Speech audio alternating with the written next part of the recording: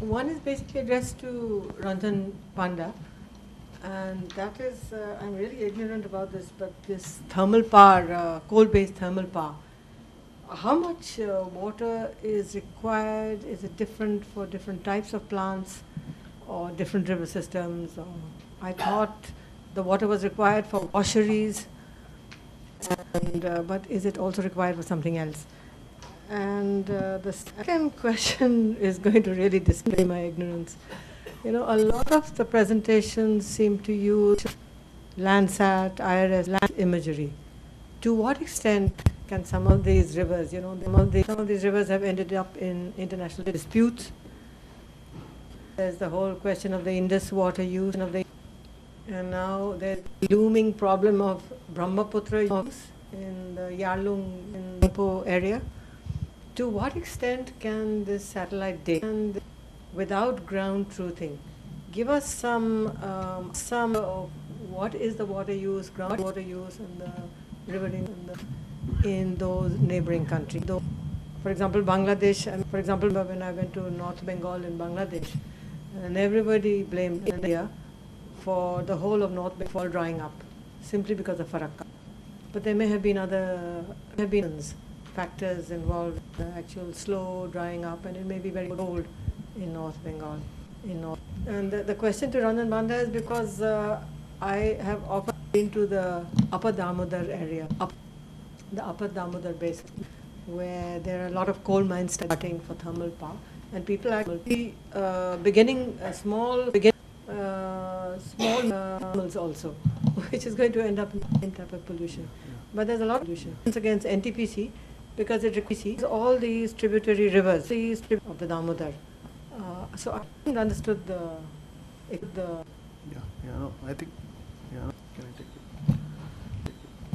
it? It all depends on the technology, but then most of the technologies in India are actually obsolete technologies. Most of these power plants, they normally go with and sort of second grade technology, reduce the cost of production. And on an average, Indian power plants they use about 4,000 of water per thousand produced hour. We just made sociological calculations about it.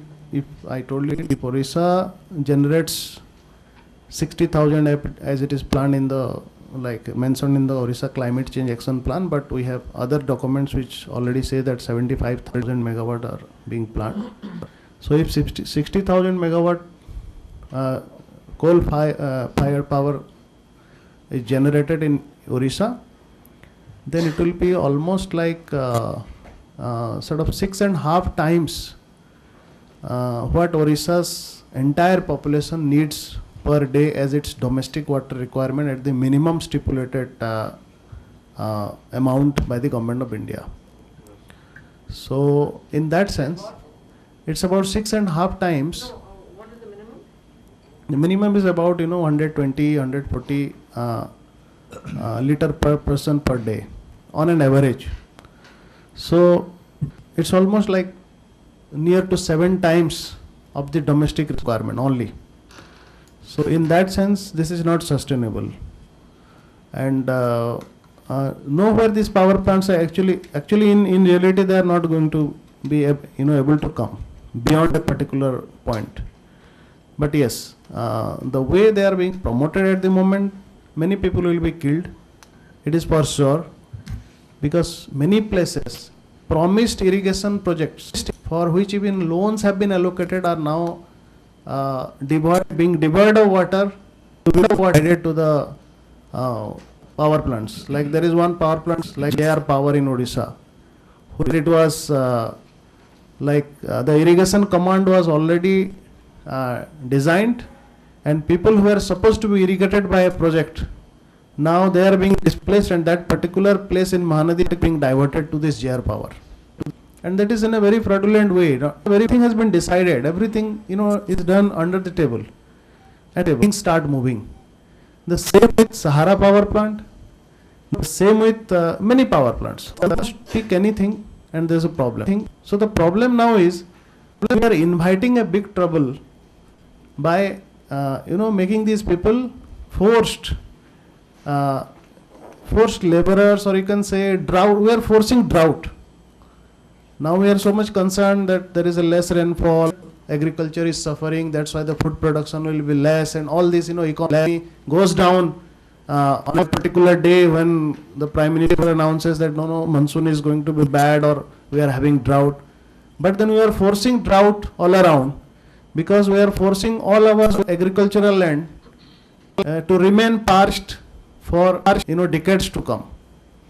So I think these are issues, political, ecological at the core, but very political to be understood and to be really taken. Otherwise, Odisha may be planning to generate 75,000, but Odisha's water is not going to sustain beyond 20,000 megawatt. So there it is already generating about 8,000 through both captive and integrated and other power plants. So these things have to be looked into if we really want to save our rivers. Okay. So the question you asked about is the use of satellite data without the ground truth, particularly in the neighboring areas. I mean, in the state of Jammu and Kashmir, because we have some area, some part of the state which is under the occupation of Pakistan. And we do it, routinely as a national policy, that we have to map those areas as well. Whether it is mapping the cryosphere or whether it is mapping the land cover or water system. You saw some of the maps I showed, they were entire Jammu and Kashmir maps. So we do it, depending upon the experience and the expertise and skills of a person. So the mapping accuracy could be, even 70 to 80%, even without the ground truth. But for the reasons we know that we cannot go to those areas for the ground truth. So that is the only viable, the satellite data is the only viable means of mapping those features and processes in the neighboring areas.